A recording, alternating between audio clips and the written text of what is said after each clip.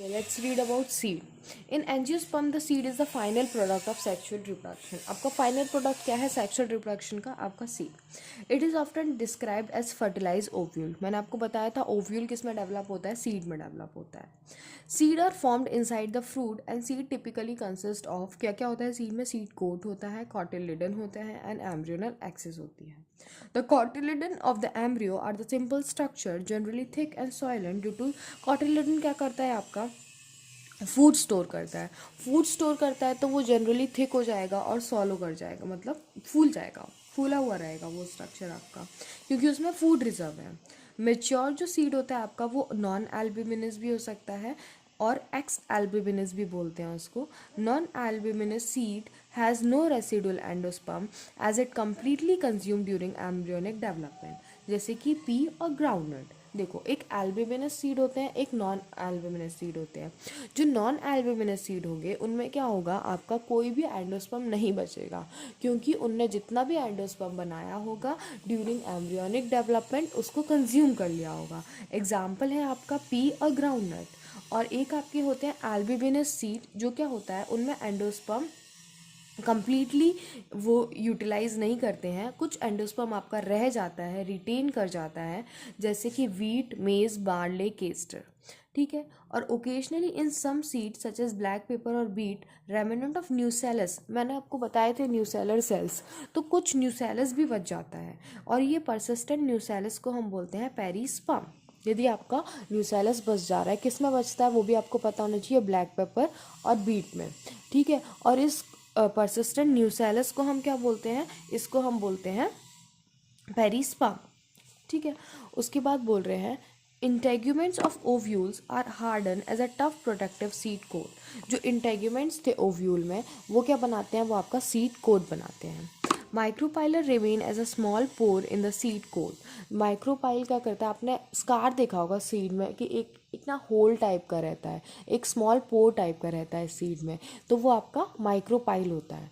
ठीक है. और जो आपका माइक्रोपाइल होता है वो जो एज अ स्मॉल पोर रह गया है सीड कोट के अंदर, वो क्या करता है, वो फैसिलिटेट करता है आपका ऑक्सीजन और वाटर की entry during the seed germination. ठीक है. उसके बाद बोल रहे हैं as the seed mature it water content is reduce. ऐसे जैसे जैसे आपका सीड मैच्योर करेगा उसका वाटर कंटेंट कम हो जाएगा, सीड रिलेटिवली ड्राई हो जाएगा, जनरल मेटाबॉलिक एक्टिविटी एम्ब्रियो की स्लो डाउन हो जाएंगी और एम्ब्रियो आपका एक स्टेज में एंटर कर सकता है, स्टेज ऑफ इनएक्टिविटी, जिसको हम बोलते हैं डॉर्मेंसी. और जैसे ही उसको फॉर फेवरेबल कंडीशंस मिलेंगी, फेवरेबल कंडीशंस क्या क्या हो सकती हैं, फेवरेबल कंडीशंस हो सकती हैं आपकी adequate moisture, oxygen, suitable temperature, तो आपका सीड क्या करेगा, जर्मिनेट कर जाएगा. ठीक है. उसके बाद बोल रहे हैं as ovule mature into seed, ovary किस में डेवलप होती है, फ्रूट में डेवलप होती है. That is the transformation of ovule into seed and ovary into fruit proceed simultaneously. That means आपका जो ऐसे देखो, आपसे ये क्वेश्चन पूछा जा सकता है कि पहले ओवरी सीड में ओवरी फ्रूट में डेवलप होती है या पहले ओव्यूल सीड में डेवलप होता है या दोनों साइमल्टेनियसली डेवलप होते हैं. तो आपके एनसीईआरटी में एक लाइन लिखी गई है कि as ovule mature into seed ovary develop into fruit. That is the transformation of ovule into seed and ovary into fruit proceeds simultaneously. एक साथ होती हैं दोनों चीज़ें. ठीक है. उसके बाद बोल रहे हैं the wall of ovary develop into the wall of fruit cavity. जो आपकी ओवरी की वॉल है वो क्या बनाती है, आपकी फ्रूट की वॉल बनाती है. और फ्रूट की वॉल को हम क्या बोलते हैं, वेरी इंपॉर्टेंट क्वेश्चन, हम बोलते हैं पेरिकार्प. ठीक है.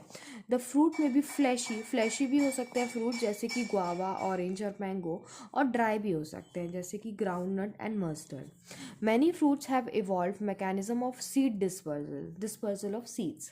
ठीक है. उसके बाद बोल रहे हैं in most plants by the time fruit develop from the ovary other floral part degenerate and fall off. जैसे ही आपका फ्रूट क्या करता है, डेवलप करता है ओवरी से, तो जो बाकी अदर पार्ट्स हैं वो डीजनरेट करके गिर जाते हैं, पत्तियां गिर जाती हैं. ठीक है. पतझड़ हो जाता है. उसके बाद बोल रहे हैं how ever in few species, जैसे कि आपका एप्पल, स्ट्रॉबेरी एंड केशियो। इसमें क्या होता है, आपका थैलेमस भी कंट्रीब्यूट करता है। वैसे तो ओवरी से फ्रूट बनता है, लेकिन कुछ फ्रूट्स में क्या होता है, आपका थैलेमस भी कंट्रीब्यूट कर देता है। जैसे कि आपका एप्पल, स्ट्रॉबेरी एंड केशियो, काजू। तो इसमें क्या होता है, थैलेमस भी कंट्रीब्यूट करता है, इसीलिए हम ऐसे फ्रूट्स को कहते हैं फॉल्स फ्रूट। ठीक है। और जबकि जो कि डेवलप हो रहे हैं ओनली फ्रॉम द ओवरी, उनको हम बोलते हैं ट्रू फ्रूट्स। ठीक है। तो आपको फॉल्स फ्रूट पता चला, ट्रू फ्रूट पता चला। Although in most of the species fruit are result of the fertilization, there are few species जिनमें विदाउट फर्टिलाइजेशन भी आपका फ्रूट बन सकता है। ऐसे फ्रूट्स को हम बोलते हैं पार्थिनोकार्पिक फ्रूट्स। और इसका एग्जाम्पल है आपका banana. Banana is one example. Parthenocarpy can be induce through the application of growth hormone and such fruits are seedless. सबसे पहले हम ग्रोथ हार्मोन की हेल्प से पार्थिनोकार्पी करवाते हैं, और जो फ्रूट्स हमें पार्थिनोकार्पी से मिलते हैं उनमें सीड्स नहीं होते, वो फ्रूट्स आपके सीडलेस होते हैं। ठीक है। उसके बाद आपको स्ट्रक्चर ऑफ सम सीड्स, यहाँ पे कुछ स्ट्रक्चर दिखाए गए हैं सीड्स के। उसके बाद आपको false fruit, apple and strawberry दिखाया गया है। जो कि मैंने बताया था फॉल्स फ्रूट में क्या होता है, आपका थैलेमस भी कंट्रीब्यूट कर देता है फ्रूट के फॉर्मेशन में। अदरवाइज ओवरी से डेवलप होता है फ्रूट। यदि पर ओवरी के साथ साथ आपका थैलेमस भी हेल्प कर रहा है, तो ये उसको हम बोल देते हैं फॉल्स फ्रूट। ठीक है। उसके बाद we'll read about and several advantages जो कि एंजियोस्पर्म को मिलते हैं ड्यू टू सीड फॉर्मेशन। ठीक है। उसके बाद आपका एक टॉपिक और बचेगा, एपोमिक्सिस और polyembryony, and chapter will be over.